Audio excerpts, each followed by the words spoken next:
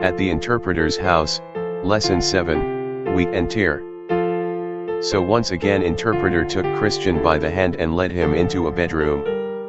There he saw a man getting out of his bed, and as he dressed up, he shook and trembled. Christian, why does this man tremble so much? Interpreter then asked the man to explain the reason for his trembling. Man, last night as I was sleeping, I dreamed and saw the heavens became extremely black with terribly frightening thunder and lightning, so much so that I was greatly distressed. I looked up in my dream and saw the clouds roll across the sky at an unusually swift rate. Then I heard the great sound of a trumpet and saw a man on a cloud attended with thousands of heavenly beings, and they were all amid the flaming fire, even as the heavens were blazing with fire. Then I heard a voice saying, "Arise you who are dead, and come to your judgment."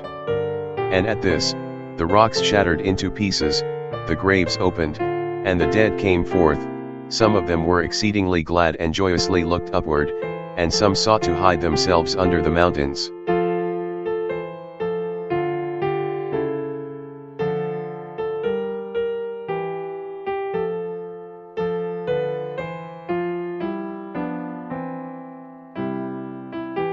Then I saw the man on the cloud open the book, and he commanded the world to draw near. On account of the fiery flame that issued out and came from before him, there was a necessary distance between him and those called into his presence, as between the judge and the prisoners at the bar in this world. The man on the cloud ordered those who attended him, "Gather together the tares, the chaff, and stubble, and cast them into the burning lake."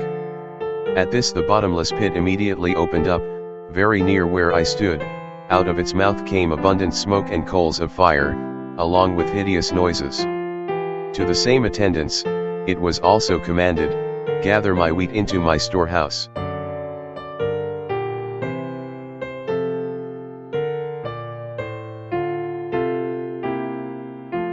And with that, I saw many caught up and carried away into the clouds, but I was left behind.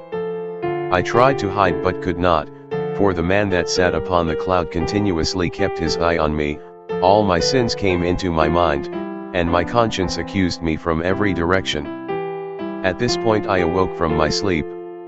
Christian, but what made you so afraid of this sight?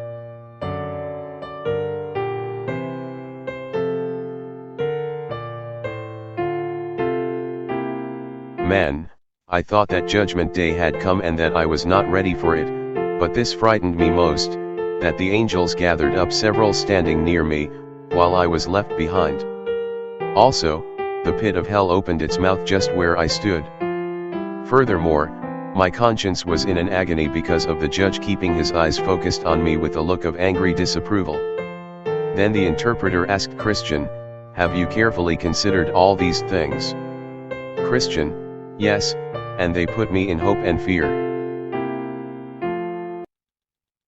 Interpreter, keep all of these things at the forefront of your mind, so that they can be a spike stick in your sides to move you forward in the way you must go.